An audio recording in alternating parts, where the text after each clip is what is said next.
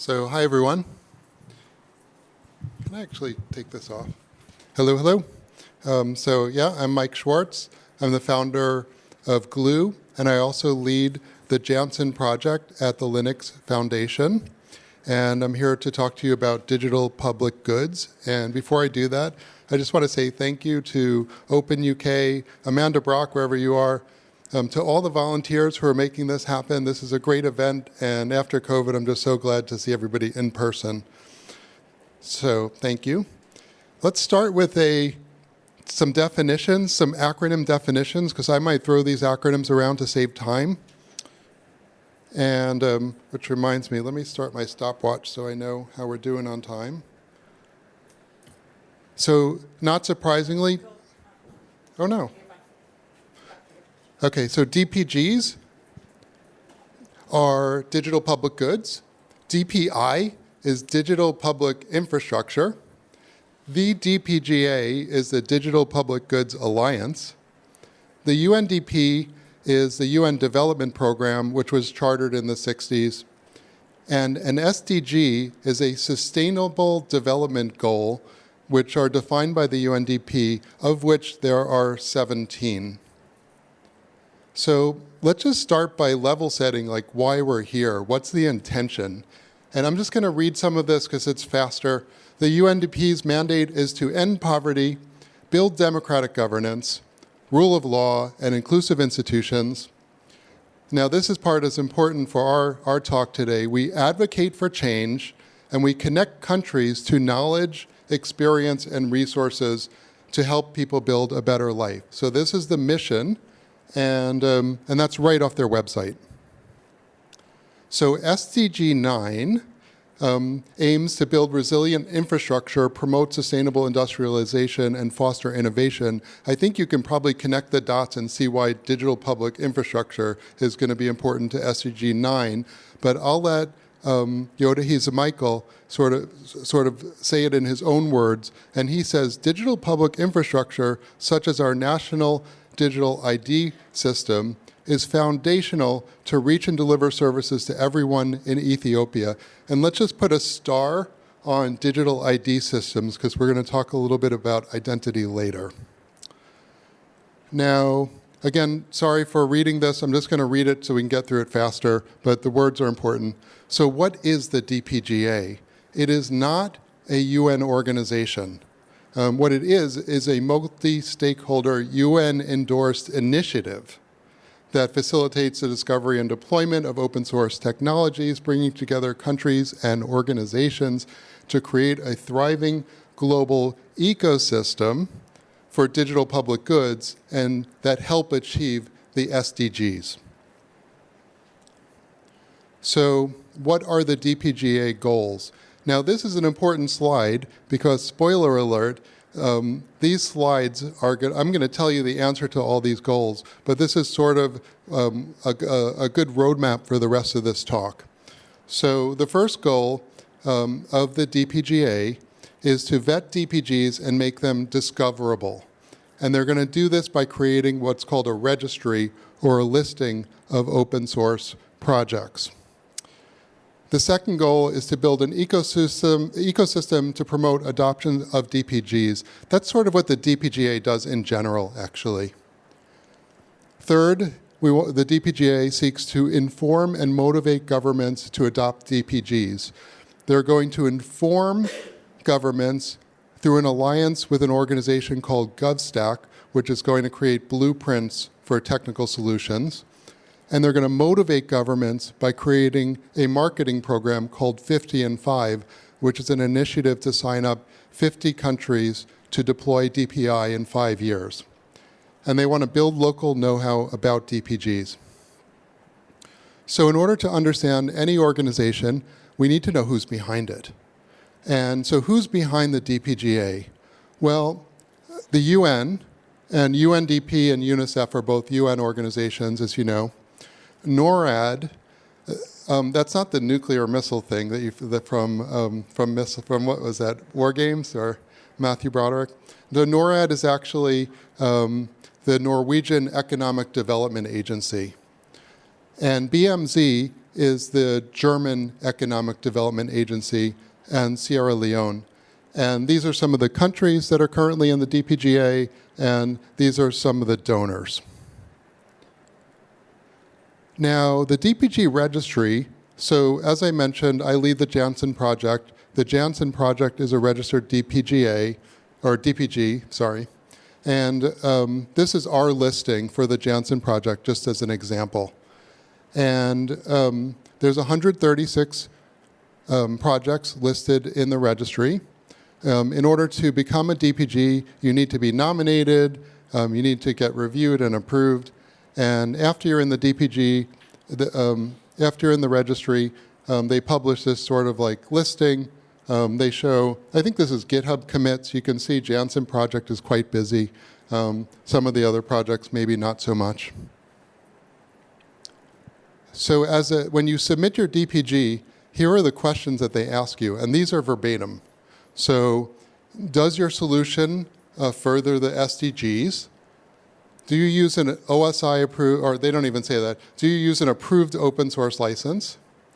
Is ownership clearly defined? Is your solution platform independent?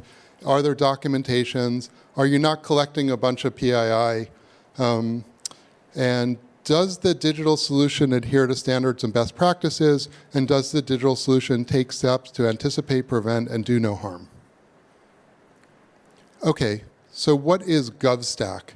Now, GovStack is not part of the DPGA. It's a separate organization, and their goal is to help governments to build sustainable DPI, providing them with the tools and knowledge needed to scale digital transformation on public services. So who's behind GovStack? Well, some of the same players, actually. So we saw BMZ. They're also on the board of the DPGA. But we also now see GIZ. This is a German government services organization. So I'm going to sort of summarize to lump these two together, BMZ and GIZ, and just call them the German government. Estonia, the ITU, and something called the Digital Impact Alliance. And that is backed by USAID, the UN, FCDO, which is the UK Economic Development Agency. Thank you, Brits. SIDA, which is the Swedish Economic Development Agency, and of course the Gates Foundation, because they're absolutely everywhere in this space. They seem to be funding everything. So the GovStack has approached this problem by defining certain of what they call building blocks, and I'll just highlight 3 of them here. Identity, payments, and info mediation. Payments is mostly payments to citizens who need economic relief. And info mediation might be best explaining it by giving an example. In Ethiopia, there's like 100 different like donor organizations and agencies helping out. And so they need to actually share information. So I think the idea behind info mediation is that there needs to be some type of APIs and common schema to help them do that. So these are the building blocks. Now the 50 and 5 campaign is, I'll just read the bottom. In 5 years, 50 countries have designed, launched, and scaled at least one component of their digital public infrastructure stack in a safe, inclusive, and interoperable manner. And there's about 12 countries that have already signed on to the 50 and 5 initiative. Now, this is super important because everybody who's in IT knows that without high-level leadership and executive buy-in, no projects succeed. So, I think this is just really important to motivate the leadership to act. Okay, so I know that was really fast. But hopefully you kind of got the who, what, where, when, and why of DPGs and GovStack. And now I sort of want to pivot a little bit and talk about my feedback as a product owner. So in the DPG ecosystem, as the leader of the Janssen project, they consider me a product owner. And I've attended the DPGA meeting in Addis Ababa last November, and I've been participating a little bit. So I have some thoughts on this. but I want to provide my thoughts and my feedback in a more constructive way that helps to maintain momentum to solving this really big challenge. And I'm actually reading this book right now. I took a book. I always take a real book on the plane, and I'm reading this book, and I thought it really applied to our challenge here.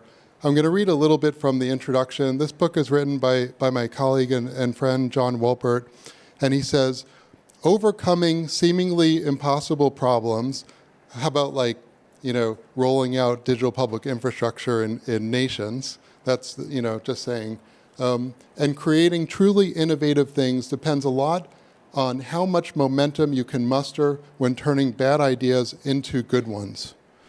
And there's sort of a method here. So the idea is we don't want to have what I would call an environment of toxic positivity where every idea is a good idea. We actually do want to shoot down ideas, but we also want to keep momentum going. And the way that we do that is through this formula where we say, but that won't work because, and then we say, but it would work if.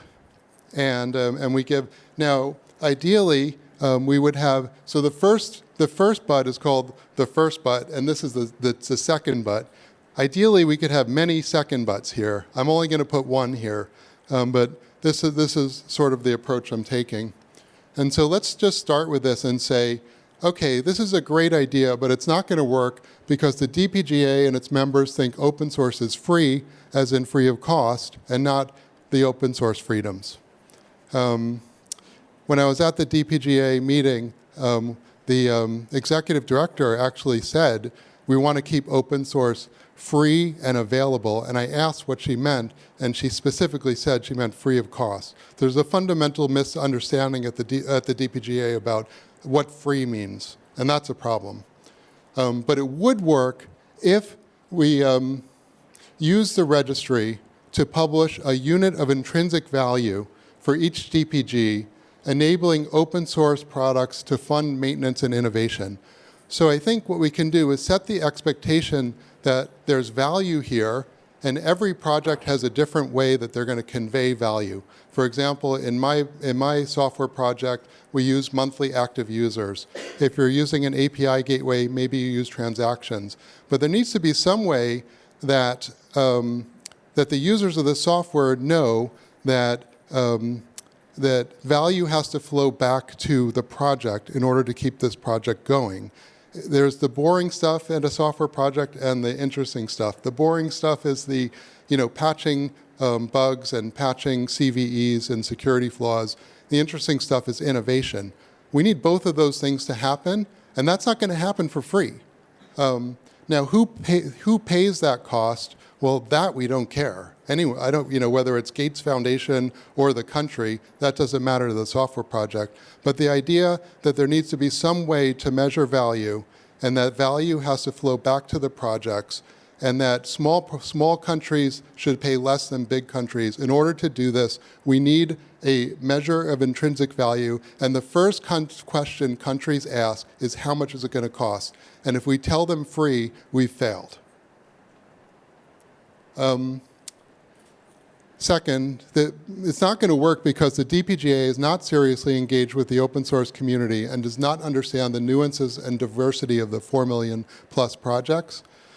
Now, there's a lot of two buts here. I'm here to hopefully address this a little bit, but here's just a quick two but, which is the DPGA leadership should read the open source law policy and practice written by our host, Amanda Brock. That'd be a good place to start. So should you all, by the way. And they should work to categorize open source projects in a meaningful way, because open source is really a broad spectrum of projects, from little projects to big commercial projects to corporate projects, and hand-waving and calling it all one thing is problematic. It's not going to work because GovStack doesn't actually have the expertise to advise low and medium governments on how to untake this digital transformation. I mean, let's face it, we're actually like challenged in the United States. Who are we to be telling you how to do digital transformation? We suck at that. In the UK, I think $1 billion has been spent on the pensions dashboard, and then most people I've been asking don't know what it is. So I don't know. I think we need to approach this with a little more humility. But it would work maybe if GovStack paid the best and brightest instead of asking for volunteers. In my opinion, asking for volunteers is just like, it's wrong. Actually, some of the best talent might be individual consultants and small companies. But when we ask for volunteers, then we're only getting big companies who are not volunteering in any way. They're still paying their staff to work on things, but we've limited the pool of available talent. It's not going to work because the registry is not ensuring that this is open source software is safe for government use. That's the most important thing. We want to make sure that governments can't be shut down because they didn't pay their bill, right? We want to make sure they have the freedom to always use that software. But the review questions never ask about the governance of the project. That's probably the most important project. Is this a benevolent dictatorship or is this a community-governed project? Those questions, you can go back and read them, but I think those questions need to be revised. It's not going to work. Okay, so now I'm a domain expert on identity, and you might say, well, why am I going to pick on this one building block? But I think this one building block is really important because, as Yoda Hizamichael said, we're starting with identity in Ethiopia, but I think that's true. In the 50 and 5 initiative, probably many of the countries will start with digital identity as their first infrastructure. And so it's just critically important that we get this right. And in terms of do no harm, you've all probably seen Apollo 13. Remember the scene where they're coming back to Earth and they're MacGyvering like a whole bunch of stuff to fix the air vent filters or something. And the leader of the NASA flight director, Gene Kranz, he said this in real, not life. They misquoted in the movie, but he says, "Let's solve the problem, people. Let's not make it any worse by guessing." And the point here is that in Silicon Valley, we have this sort of idea that you want to move fast and break things, like just do something. It's better to do something and iterate. Well, in the government space, we could do something, but the opportunity costs of fixing that are really high.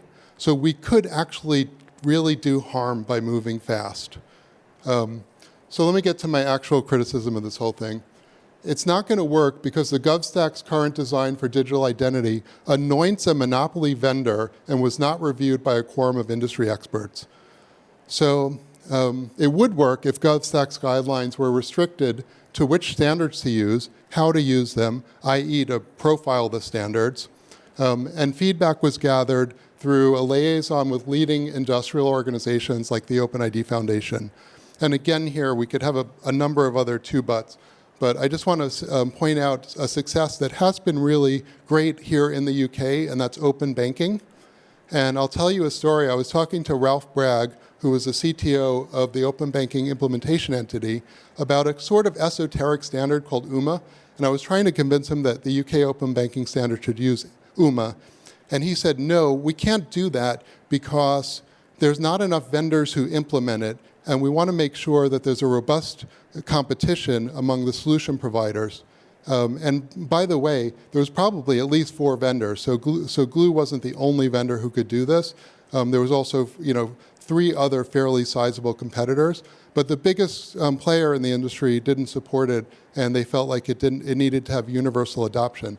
So they basically written an API that can only be satisfied by one product. They basically anointed a monopoly, and this is problematic. But beyond that, they haven't really reviewed. Actually, they listed all the contributors, and there's only about 3 organizations that seems to have even seen this thing. So it needs more light. So calls to action. If you're a product owner, register as a DPG. Promote 50 and 5 in your country. I was talking to a gentleman from Denmark at FOSDEM, and they're not a medium or low income country, but they're facing the same problems, exactly, and the same challenges.